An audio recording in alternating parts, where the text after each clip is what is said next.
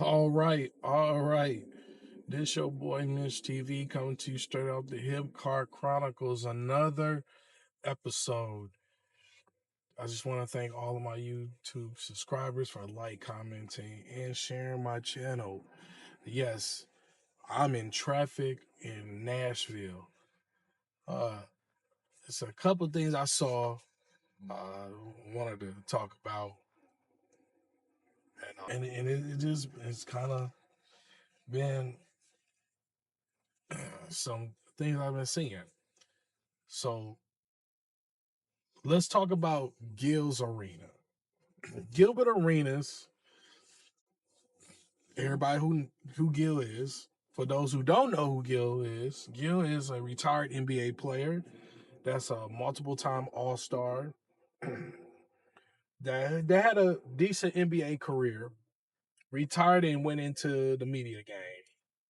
After he went into media, he built the following first as a YouTuber for years. For the past 5 to 6 years, he had a big, huge social media following on YouTube. And then he started his own YouTube show slash podcast called a media company called Gil's Arena. So the show was thriving. I think he did 1 million subscribers before he even signed any partnership deals. And then what happened? He signed with Underdog Fantasy Sports. And now, since he signed with this company, they have made a lot of changes on his channels. And here's the reason why. Gilbert Arenas, what he did was he was in a horrible deal to me. I know he's responding to people saying that he's in a 360 deal. Here's the thing. He sold 50% ownership of the intellectual property of his shows, right? That's fine. A lot of people do that to big companies, big media companies. You sell it. But the thing that messed him up in his deal, he sold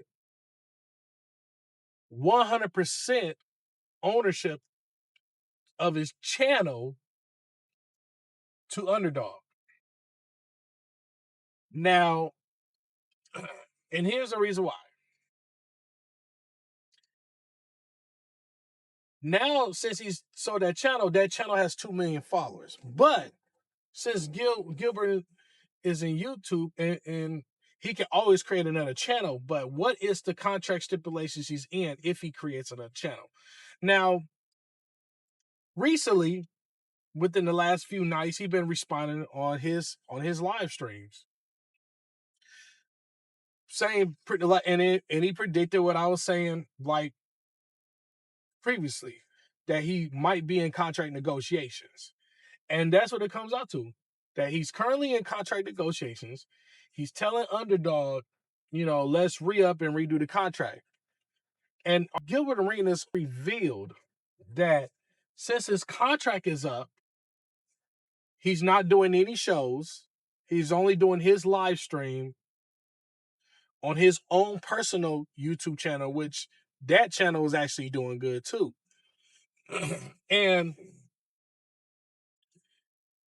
And I noticed a lot of the changes Underdog had made, it kind of messed the show up. It killed the momentum of the show. Because I remember when Gil's Arena first came out, it was just a basketball podcast. They was filming it. They was recording 5 days a week. We had a show every day that was very entertaining. And then when Gil sold his IP and his rights, he mostly sold maybe 75% of his stuff to Underdog. They started making changes. First things first, they got rid of Lexi Brown. They got rid of Cheryl Swoops. I think they let go Swaggy P. They try to not pay the people that's on the show, but Gil had to fight for them to get for them co-hosts to get paid. They took Gil off the show and brought in Skip Bayless because they told Gilbert Arenas that Skip draws more numbers than you. And the crazy thing about it, how you gonna take the owner off the show and put somebody in there? But that's what happened when you give up your ownership. And I know some people say, well, you don't understand business. Yes, I do, because I have an LLC. So when you give up ownership of something, you're useless. I have seen people sell 75% and got 25, and then they think, oh, since I got 25, I have some say so. You don't. Whoever's the majority over has to say so. Even if you do a 51-49 deal, the person who has the higher percentage has more say so. So Gilbert roughly sold maybe 60-70% of ownership of his show, even though he says a quote-unquote 50-50 deal. If it was a real 50-50 deal, he would not have gotten finessed out of his show. And people in the YouTube space like Lowe, Kwame Brown, all other people have warned him not to sell his show. Now, one thing I can say about Gilbert Arenas, he admitted it finally. And here's my analogy on this. I think, well, my analysis, sorry. But I think what Gil was doing was he was thriving, his show was moving. Underdog came to him, was like, hey, we'll give you millions of dollars if you do that. And I bet you Gil like, okay, I could get everybody paid. Because at first, nobody wasn't getting paid. People were just doing it out of love. So they came to Gilbert and said, hey, I'm just going to throw a number out because I don't know the exact numbers. Let's just say they told Gil, hey, we're going to give you a 2-year contract, $20 million. That will pay for the production, the people, all of that. So let's say we'll give Rashad, Brandon Jennings, all of them $1 million apiece, but we give you about $2 or $3 million, and then we pay the film crew a livable wage. And I bet you Gil's like, bet. And I bet you say, but it comes with a price. You have to give us ownership and intellectual property ownership of your shows, 50% of it, and 100% of your channel until your contract is up. So that's what Gilbert Arenas said. They have owners, but here's the thing. And I bet you Gil said, okay, I need the money. I need more money. Even though Gil said he really don't need the money, but he really do need the money because he took the deal. Mm-hmm. And one thing about business, when you get finesse, you get finesse. And Gilbert, and then since Gilbert's out that contract, the good thing is, one thing Gilbert did, he signed a short-term contract. That's what I noticed. So the contract he signed was a short-term contract. So he was with Underdog for what, 2 years? So, and he's trying to re-up.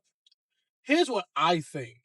Since Gil already got the experience of how to run a production, a show and anything, and they're filming the shows in his basement of his house, he could just kick Underdog to the curb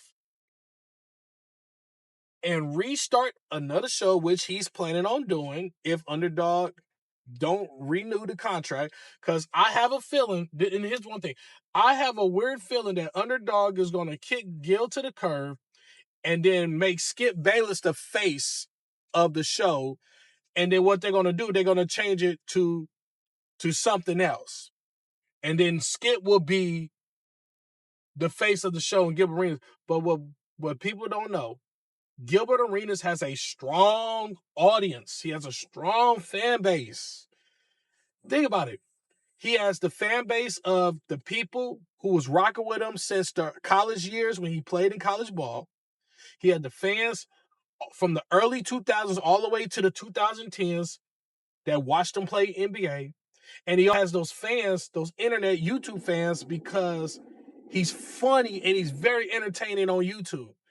So Gilbert Arenas got 3 generations of fans. He got the old basketball fans. He got the YouTube fans, and he got the young crowd fans. So Gilbert Arenas has a strong audience. So if Gilbert Arenas get kicked to the curb by Underdog, he can easily spin up another YouTube channel and get 1 million followers in 3 months. 3 months. I give Gil, like, if that happened, Gil will have 1 million followers in 3 months. All he had to do is go on his live stream and say, "Hey, subscribe to my new channel." In 3 months, those 1 million followers will he will get, and he'll be monetized within 5 days. But here's the thing, Gil should have did a deal.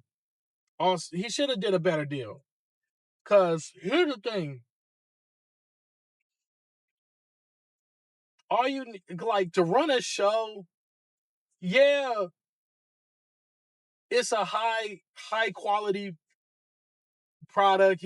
So it might cost what, $20,000-$30,000 to run a show. But imagine if you just have a couple high definition Nikon 4K cameras. You get like 2 of them or 3 of them. Boom. You hire a cameraman, an experienced cameraman. You pay them a couple $100 a week. You can hire somebody as a producer, get an intern. You can hire, and because since Gil already has an LLC, he can hire an intern. Because California, people don't know, LA have a lot of colleges. He could get an intern that's a media major or some type of film major to do the show, where now, boom, he can get like 2 interns, all of that. He could hire somebody that's trustworthy that could do the graphics and the thumbnails for his YouTube channel. He could hire a media person that's not on some bullshit, that can actually will do the editing, all of that. He could, like, if he really want to do the show, he can get all those people like that. Like, if he want to do it, but since Gil has relationships and he has a lot of pulls, so he's gonna bounce back. And since he's in the contract negotiations right now, if Underdog kick him to the curb, guess what? He gonna still own 50% of the shows until they buy him out. Or if Gil has some type of moral clause, they could cut him loose and take everything. So that's one thing I'm learning about the ownership part. Like, I can say this: my podcast might not have 100,000 subscribers on my channel, but I feel like the more subscribers I get, the better the product will be. And then the grind is real. So, but Gilbert Arenas, he had an advantage because he already had millions of dollars in his disposal, so he can spin up another show in no time, and he has money to buy the equipment just in case. But yeah, but that's one thing I learned. But Gil, I hope he win that negotiation, he re-up, get some money and all that, and get the right deal where he keeps ownership stake of everything. Because I can tell, like, if you like, look, the average dude, let's just say the average dude that have no money, but he has a booming YouTube channel, if a big media company come to you and say, we'll give you $1 million for your channel, 9 out of 10, most dudes is going to take the deal. Because if you turn down $1 million, a lot of time, these companies is going to blackball you from doing deals with other companies. And then that's just how a lot of these companies do, especially record labels. Record labels, they do that to independent artists. And yeah, I'm switching to music now. So, and you know, some record labels will force artists to sign a contract telling them, if you don't sign this contract, we're gonna make sure you don't sign with no other record label, so you'll be independent. So that's why I say being independent is good. Is nothing wrong. Building for yourself is good, and that's why I preach that all the time. Building for yourself. Yes, yes, you're gonna grind for some years, but after you get through that grind phase, everything will work out. Everything. That's why it's always good to grind and get stuff in order. And I bet you Gil, he gonna come out. He gonna come out as a winner in this next deal. But yeah.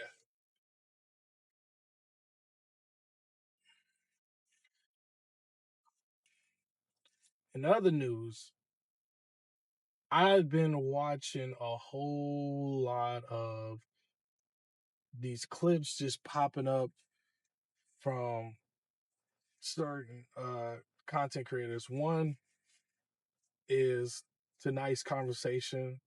I think it's the podcast that's ran by Ace Metaphor and his whole little crew with Kitty Rose, Akita Rose, and all the other guys. I think the cat named Organic or whatever her name is, and correct me if I'm wrong. And who else was on there? Like who just the podcast ran by Ace Metaphor. And I've been seeing a whole lot of women exposing their relationships. Like one woman went up there, was talking about was asking the questions, quote unquote, saying, what if you leave your man for another man that's currently in another relationship that has a baby along the way? And I just said, what type of fuckery is this?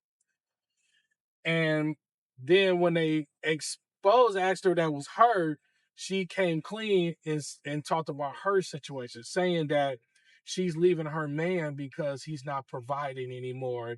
He lost his job and now he's not providing. And this is the crazy thing it gives me. I'm sick of you Gen Z hoes. I'm sick of y'all. I'm really sick of y'all. Y'all think in today's world, a man's supposed to just be a robot. He's supposed to pay all the bills. He's supposed to cook, clean, be your emotional support, work work 12 hours a day, make 6 figures a year, put down good dingling every night. He's supposed to dress nice, be a part-time thug. He's supposed to be a simp. He's supposed to let you control everything in the house, all at the same time. You hear how confusing that sounds? I'm tired of y'all. Y'all. I'm so glad I was out the dating game 10 years ago. I'm so glad I'm out. Y'all. Oh my god, the fuckery in the dating world. Now see what my single friends been talking about. The fuckery. Like y'all want a man as provider. So let's bring out some stats. So ladies, if y'all want a man as provider, and let's just talk about black men and black women. Cause in in America, just in America, let's talk about men in general. Let's talk about men in general. Just men in general in our race. We ain't gonna just do you know 10% of men, 10% of men in America make over $100,000 a year. So any man that makes over $100,000, he's in the top 10 percentile. Out of the 10%, half of that is white males. Then there's Asians, Hispanics, and I think black, maybe less than 3-4% of black men in America makes over 6 figures a year.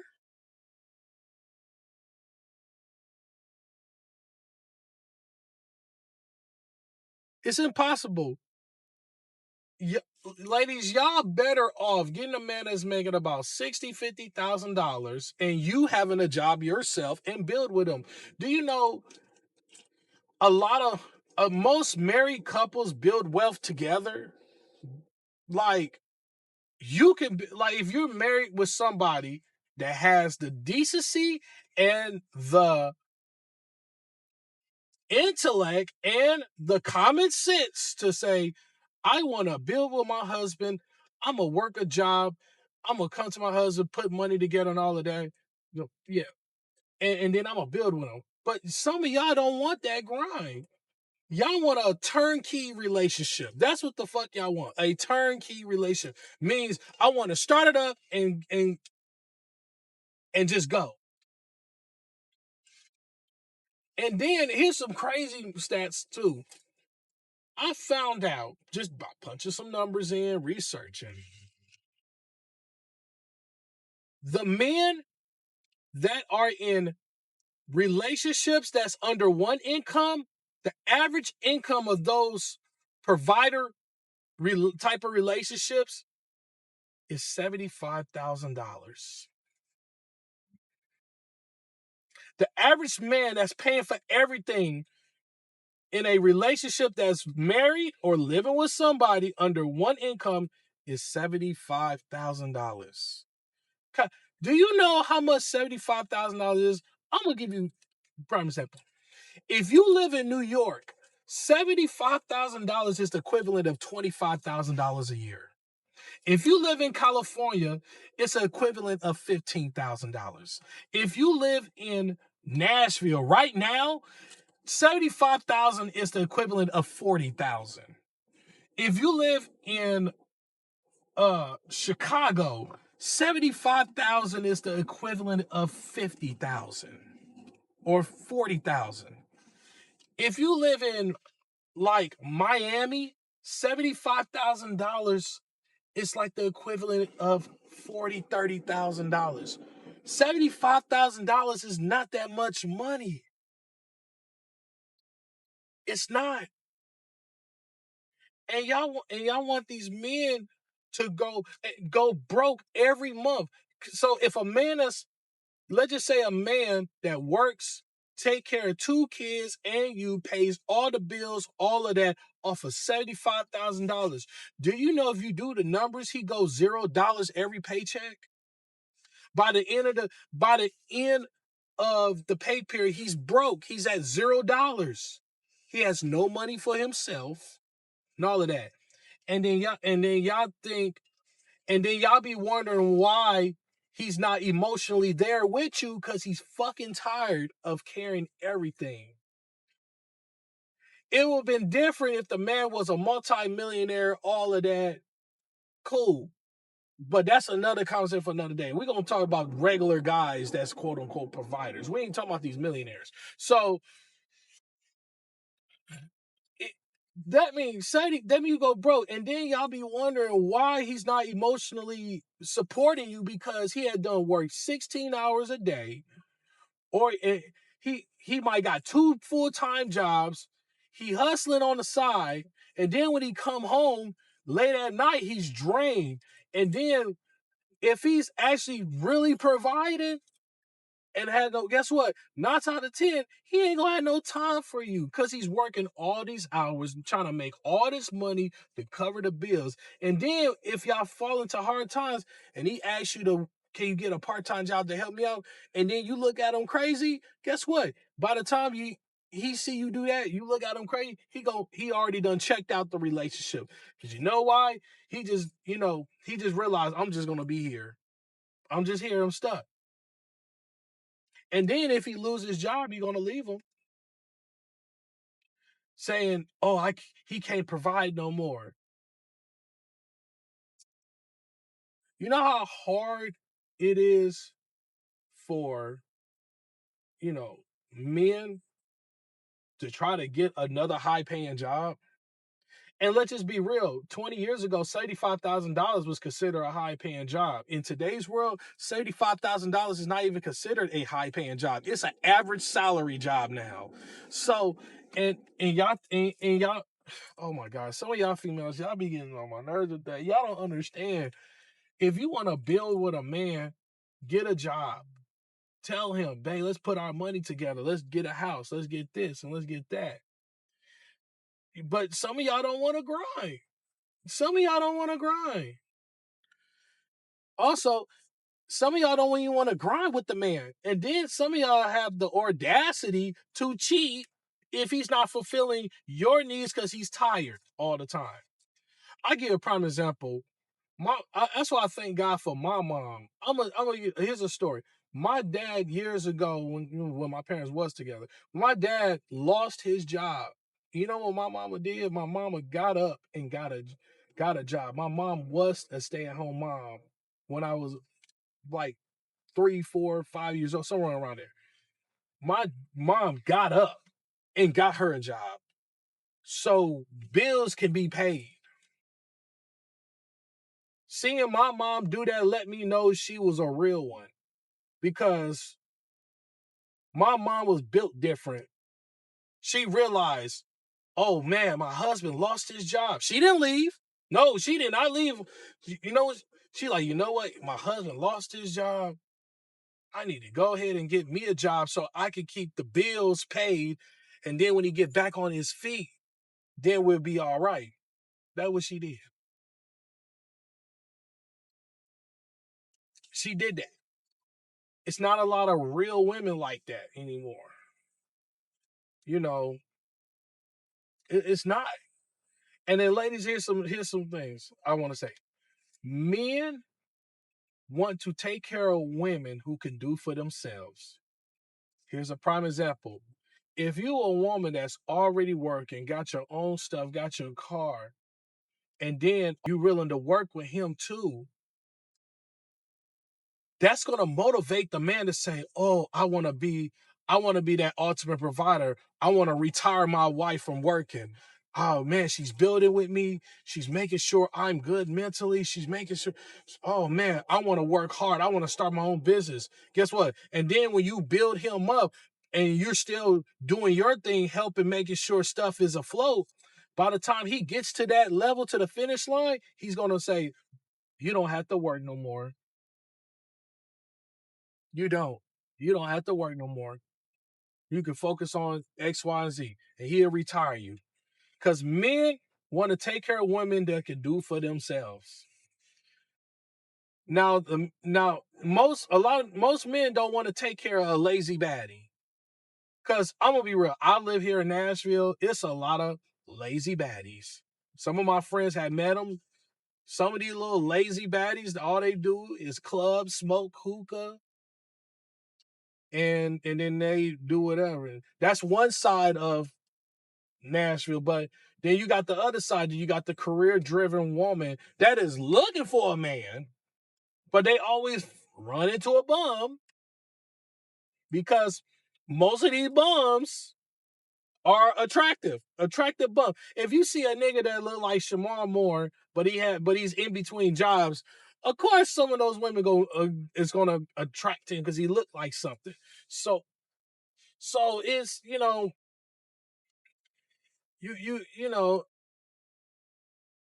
I just can't believe that woman exposed her relationship on tonight's conversation. Women, y'all don't know that when y'all go up to that show, and I'll have nothing. It's nothing, and I'm not against that show. I love the show, but when y'all go up there and expose y'all marriage problems and y'all relationship problems, do y'all know they take that shit and they air it on YouTube, or they air the live stream? Do y'all understand that when y'all get caught up in a moment, they actually is recording it? Do y'all understand that?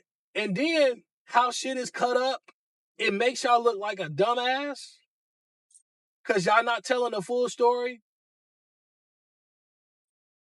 Do y'all know that? Because And I know it be some goofy ass dudes be doing the same shit. They would get up there talking on the mic, chatty pattying and all of that. Some of them, they goofy as hell for that too. But I be seeing a lot of women. Why you expose all your relationship? Sometimes you gotta keep that private. It's better to keep your relationship business private, because if something happens and it don't, and the relationship falls apart, guess what? You can smoothly transition to somebody else, because everybody ain't gonna be in your business. You could just pop up one day with a new man. Everybody's like, hey, who is that? Oh, what happened to so-and-so? Oh, we broke up a year ago. And guess what? People are going to be confused, but it'll be so, if you keep it private like that, you have less drama, less people all day. And even if y'all put your relationship on blast on social media, like telling all your details, it becomes everybody's business. And I be hating that some of y'all do that. Y'all put your whole relationship on Facebook and then get mad when somebody approach y'all at the store and say, hey, I heard so-and-so, and you say that's none of your business. But when you post it on Facebook, it's everybody's business. And then some of y'all ladies, y'all don't understand. When you post stuff, I be knowing females that be screenshotting certain females' statuses and be sending it to their friends, and they be laughing and giggling and stuff in their group chats. I be knowing some people, and then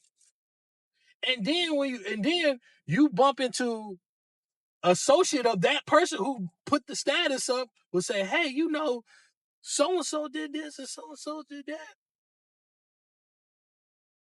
Or people will inbox your screen. People gonna inbox it. Because I'm telling you, when people really say the internet is undefeated, that is real. The internet is really undefeated. Anything you post on the internet, it's gonna be there forever. Even if you delete it, people can screenshot it and send it. Like, that is real. The internet is undefeated. But y'all gotta be mindful of doing that. And then y'all really gotta be mindful. And all this provider stuff, talking about y'all want a provider, y'all build for yourself. I'm telling you, and I blame these simps too. Oh, I blame all these simps. I blame the simps. These simp ass dudes, I blame y'all. Y'all allow this shit to happen. Y'all the reason why good men have to pay the price, because there's a lot of good, honest men that work jobs, that's trying to build a future with somebody. But when they meet one of these stupid ass baddies, it's, you got to pay all my bills, or it's $100 tax fee, or, oh, you got to pay. Like, come on. I remember one of my guys told me that he met this one girl, and she told him it's a $50 deposit to go on a date. He said, and he thinking, what? $50 deposit? Man, he done blocked her ass on Facebook so quick. There's females that be sending a list of shit for them to go on a date. Like females will, like, someone will be like, if I want to go on a date, you gotta pay for my hair. That's $200. My nails, that's $75 to $100. You gotta buy my outfit. So some of these females be sending a list of things for these simp ass dudes to do, and they be doing it. The dudes will spend about $300-$400 before they even go on the date, and it's fucking it up for the good, honest guys. Because these simps, and one thing about a simp, one thing I learned about simps, because every man had been in a simp phase, but a small percentage of men have woke up out of that phase. Most simps are delusional, because they feel like as long they're pleasing somebody for them to like them, that's all they matter. Because a simp is going to tolerate disrespect from a woman. It's going to disrespect It's gonna get disrespected from a woman. It's gonna be always last. You're gonna always finish last as a simp. And then if you get lucky and marry a girl, guess what? She don't give a damn about you because you're gonna pay all the bills. Being happy, go like, yeah, that's my baby. I love her. I'm paying all the bills. I'm a real man. I'm a real man. And not knowing she fucking that dirty ass nigga she met on Facebook. The nigga named Man. Man, a East Nashville nigga with dreads. And he a YN. He dirty as hell. But he's slanging that wood on her. And yo goofy ass sitting there looking stupid like, looking like that and shit. Goofy ass. And I'm just saying, I blame y'all simps. Y'all pitiful.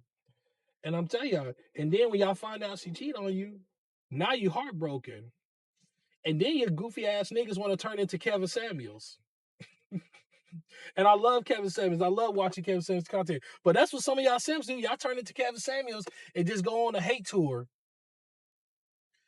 And then now it take y'all years to heal from your trauma, from your relationship trauma, because now because you've been simping for like most of your life.